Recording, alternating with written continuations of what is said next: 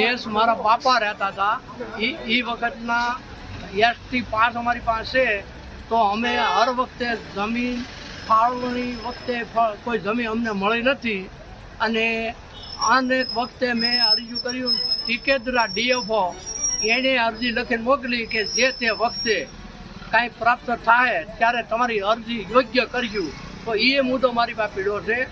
તો અટાણે આ રાજભાને જો મંજૂરી મળી હોય તો અમને મળવા વિનંતી. એક તો સિંહોના અપમૃત્યુ, થારીમાં કીચા ગામ પાસે આવેલ એક રિઝર્વ ફોરેસ્ટની જમીનમાં એક રિસોર્ટ છે, લિયોનેલ રિસોર્ટ, એને અપાયેલી મંજૂરી, માલધારી પરિવારને અપાયેલી મંજૂરી, તથા અમરેલી જિલ્લામાં બાબરકોટ વિસ્તારમાં રિઝર્વ ફોરેસ્ટની જમીનમાં માઇનિંગ માટે અપાયેલી મંજૂરી.